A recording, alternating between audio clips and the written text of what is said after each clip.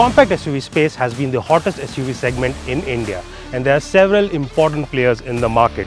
But Honda has been absent from this space for a few years now, but it is making a comeback, and how? Ladies and gentlemen, this is Car and Bike. I am Seshan Vijayaraghavan, and this is the all-new Honda Elevate. The Elevate is Honda's all-new global SUV, and India will be the first market to get it. We'll be today testing this SUV and find out how good it is and can it take on the competition. But before we move ahead in this video, do subscribe to Car and Bike. Do not forget to press the bell icon, and if you like this video, give it a thumbs up and share it with your friends. Now if we talk about the design, Honda has gone for a big macho squarish SUV look, and it shows in the face. As you can see, a large big wide grille with the Honda logo prominent at the center. You also get this 3-piece chrome highlight above the grille, which is reminiscent of the City, but this gets a different design. You also get sleeker looking LED headlights with LED DRLs. It also gets LED turn indicators. You also have a small squarish looking fog lamp at the end, and with a lot of cladding and a 4 skid plate as well. The Elevate gets more cladding on the sides and around the wheel arches to complete that tough look. And while the lower trims get a set of 16-inch steel wheels, this top spec trim comes with 17-inch dual-tone alloy wheels. Honda also offers roof rails, while at the rear you get a pair of stylish LED tail lamps with a connected look. In terms of dimensions, the Honda Elevate measures 4,312mm in length and has a wheelbase that is 2,650mm long, both more than the segment leader Hyundai Creta. The SUV is also 1,790mm wide and 1,650mm tall, whereas the ground clearance stands at a segment best 220mm. Now I'm inside the cabin of the all-new Honda Elevate, and as you can see, this is a quite nice looking space. Now Honda has gone for a very clean and conventional design rather than making it very flashy, and I sort of like it. A lot of people also might like it. You have a ton of premium material all across, some nice soft touch plastic over here, some artificial wood inserts, and also some leather inserts on the dashboard. You also get some nice faux leather upholstered seats over here. These are similar to one that you see on the City, and these are quite well bolstered and wise comfortable. You also get a center armrest. Having said that, the plastic quality of the AC vents is not really great. You do get a wireless charger now, but both USB ports up front are Type A units, and there is not a single Type C port, which is not really a smart move. Along with it, you also get a new 10.25-inch infotainment display, which is a touchscreen unit, which is a new unit, and this is quite intuitive. There is less latency compared to previous models. Along with it, you also get a 7-inch display for the driver instrument cluster and some other premium bits like this leather wrapped steering wheel, more leather on the gear controller, and you also get a ton of controls on the steering for different in-car functions including ADAS. Additionally, the central display doubles up as the monitor for the rear view and side view cameras and has a shortcut menu for several other functions. Honda now also offers wireless connectivity for both Apple CarPlay and Android Auto, along with Honda Connect connected car technology that offers features like vehicle tracking, geofencing, live car location sharing, and much more. This also gets an electric sunroof up here, but this is not a panoramic sunroof. This is a regular single pane unit. Compared to competitors, that is one drawback that we see on this car. Another drawback is you still do not get ventilated seats for the driver and the front passenger, and you do not get powered seats as well. So those are some bits of features that rivals offer, but Honda Elevate does not. Right now I'm at the rear seat of the Honda Elevate, and as you can see, I'm sitting pretty comfortably over here. Now this seat is set to my driving position, and I have enough knee room, good space for my legs as well, and good enough headroom as well. I am 5'9", so that should give you some idea as to what kind of space you will get here. This of course is not suitable for 3 passengers. This is suitable for 2, maybe a kid in the between. In terms of features, you get the center armrest with cup holders.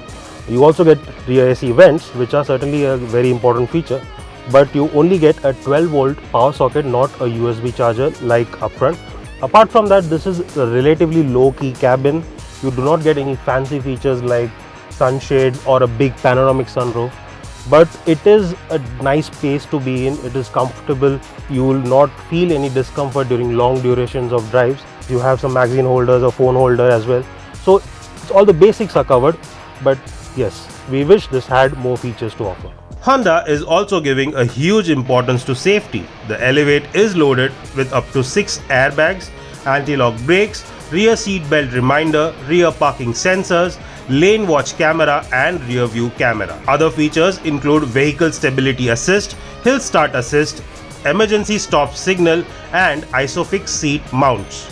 The Elevate also comes with level 2 advanced driver assistance system or ADAS as part of Honda sensing. Honda Elevate also comes with a ton of ADAS functions. In fact, Honda says that this gets level 2 ADAS, and that includes features like collision mitigation, lane change mitigation feature, and auto high beam headlamps and more. And we did try this on this highway. There are good lane markings over here, and as soon as you try to step out of the lane, the steering corrects itself. It gives you that warning and slightly corrects itself to get you on the right lane. Honda also offers adaptive cruise control and lead car departure notification system as part of the Honda sensing ADAS system. Now, powering the Elevate is the same 1.5 litre, the naturally aspirated petrol engine that powers the Honda City as well. And even the power figures remain similar. This makes about 119 brake horsepower, whereas the torque output stands at 145 Newton meters. Now, those are good numbers on paper, but when you drive the car, you feel that the car is quite sluggish. It feels strained, and that is because of the additional weight that the Elevate has compared to the City. Now, it is good for city driving, don't get me wrong. It is quite good in stop and go traffic or any kind of city driving. That shouldn't be a problem. But when you are out on the highways as we are right now, you need that additional power. You feel the need for that additional power because this feels strained. And let me tell you, at times that could be a bit inconvenient for some of the people out there. Now, coming to transmission, right now we are driving the CVT variant of the car. Of course, there is a manual as well, which we'll be driving later on. But talking about this transmission, as with other Honda CVT gearboxes, this also does a fine job. It is good for city driving. It is decent. It is quite efficient. But you do not get the fun aspect over here. It doesn't feel that very fun. In fact, you also have that prominent rubber band effect that are common among CVTs. So yes, it is good for what it does, but it is not fun to drive and it feels quite sluggish, and certainly we wish that aspect could have been addressed by Honda. So from the CVT, now we have come to the manual version of the Elevate, and this right here is a 6-speed unit that you get with the SUV. Now, I certainly like this gearbox a lot. The shifts are smooth, precise and nice. There is minimal efforts required, and that's certainly something that I personally like about this gearbox.